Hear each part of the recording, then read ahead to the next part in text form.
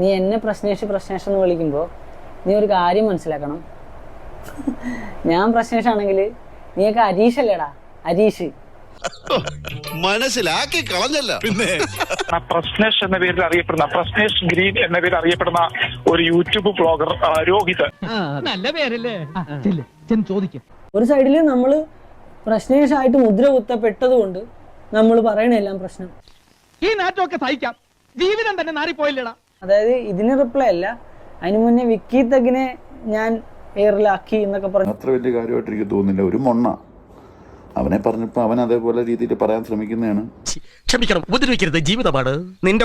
എന്തായാലും വരേണ്ടതാണ്, സമയം കഴിഞ്ഞ്. എന്ത് പറ്റിയെന്ന് എനിക്ക് അറിയില്ല. ശരിടാ മഹാനെ.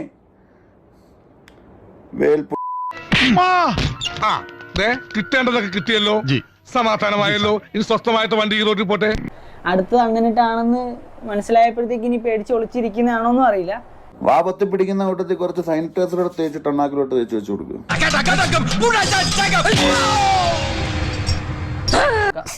എന്ത് പറ്റി? അരിന്ന് പറഞ്ഞപ്പോ അരിപ്പൊടി കൊണ്ടാണ്. എന്താണ് തമാശയാക്കാണ്? അല്ല തമാശയാക്കാണ്, അങ്ങനെ ആക്കണ്ട. കണ്ടവനെ വെച്ചിട്ട് കണ്ടന്റ് ഉണ്ടാക്കിയിട്ട് അരി ഉണ്ടാക്കി തിന്നുന്ന അരീഷ്, എന്നിട്ട് വലിയ നെഞ്ചും പിരിച്ചിരുന്ന് പറയോ പ്രശ്നേഷ് പ്രശ്നേഷ്. എന്റെ എല്ലാ സൗഭാഗ്യങ്ങൾക്കും കാരണം അവനല്ലേ. ഇന്ത്യയിലിരിക്കുന്ന ആ വീഡിയോ എന്താ ഇട്ടറാ, മുഴുവൻ ഇട്ടറാ, അല്ലെ മേടിച്ചിട്ട് നീ. ഏതാ ഇനം? കളരിപ്പറമ്പില് തേങ്ങ കക്കാൻ പോയി പാതിരാത്രിക്ക്. അതെ, അവിടെന്നാ കൂടിയത്. എല്ലാത്തിൻ്റെക്കലും ചോദിക്കേണ്ടിയിരിക്കുന്നില്ല. എന്റെ അനുഭവം ഞാൻ പറഞ്ഞില്ലേ നിന്റെ തന്ത എന്ന് പറയുവോ? സംയമനത്തോടെ സംസാരിച്ചാ കൊള്ളാം. നീ എന്ത് അക്രമമായി പറയുന്നേ? ഇതൊക്കെ ഒരു കുറ്റവും കുറവാണോ?